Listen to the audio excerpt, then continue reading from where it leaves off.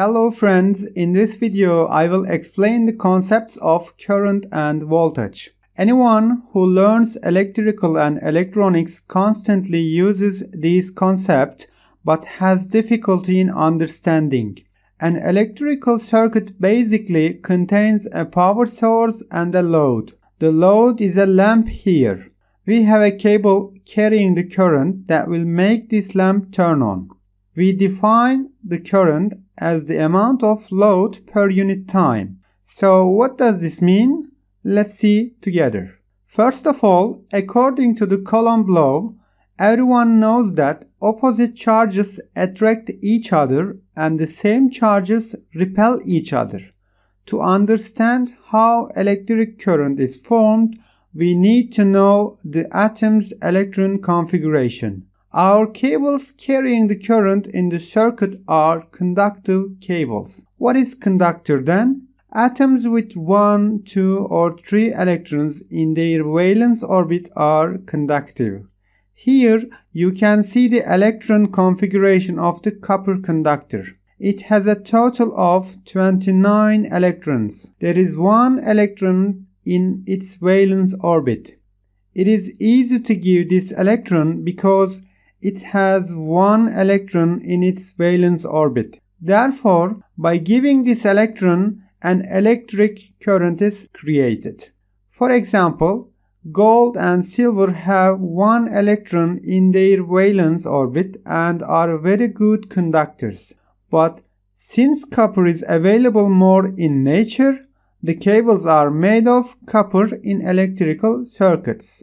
So, what is a non-conductor? A non-conductor, on the other hand, has atoms with 5, 6 or 7 electrons in its valence orbit. It is difficult for insulators to transfer these electrons because there are too many electrons in their valence orbit. As they cannot transfer electron, they don't transmit electricity. So, how is the electric current created then? 1, 2 or 3 electrons in the valence orbit of each atom of the conductor are carried in this way by flowing to the valence orbit of the other atom. This creates the electric current. The power source in the electric circuit provides potential difference, that is voltage, providing the movement of electrons. The number of electrons in the negative pole of the power supply is high. In the positive pole, the number of electrons is low. Plus charges on the positive pole attract electrons on the negative pole. Electrons in the negative pole reach the plus pole by moving electrons in the valence orbit of the conductor. In this way, electric current is created. The lamp illuminates when electrons are moved from the negative pole of the power supply to the positive pole. The more the number of electrons in the negative pole, the higher voltage value of this power source. For example, while the number of electrons in the 1.5 volt battery that we use in daily life is low, the number of electrons in the negative pole is higher in the 9 volt battery. In this way, larger currents with larger potential differences can be created. Thanks to the movement of electrons flowing through the conductor, an electric current occurs. So, how is the intensity of this current determined? If 6.25 times 10 to the power of 18 electrons flow through a conductor in 1 second, this creates 1 ampere.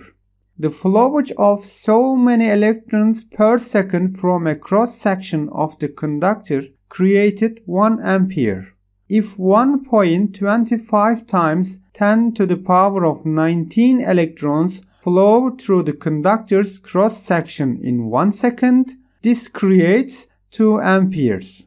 When the number of electrons flowing in a second doubled, the current intensity flowing through the conductor also doubled. We can compare the motion of these electrons flowing through a conductor to water flowing through a pipe. The water here is the electrons that flow through a conductor in electrical circuit. The direction of movement of electrons in the circuit is always from the negative pole of the source to the positive pole, but the direction of current is considered from the positive pole of the source to the negative pole. When solving the problems, the current direction is always taken as reference and the process is performed accordingly. At the beginning of this video, we explained the current intensity as the amount of charge per unit time. We can show this as a formula like this. Here, the unit of current intensity is ampere, the unit of charge is coulomb, and the unit of time is seconds. If one coulomb charge is in a second, namely 6.25 times 10 to the power of 18 electrons flow in 1 second, this generates 1 ampere. If 2 coulomb charge in 1 second, namely 1.25 times 10 to the power of 19 electrons flows in 1 second, this creates 2 amperes. This is how we can explain the current and the relationship between the current and voltage. I hope it was useful for you and you enjoyed it. Hope to see you in our next lesson. Goodbye.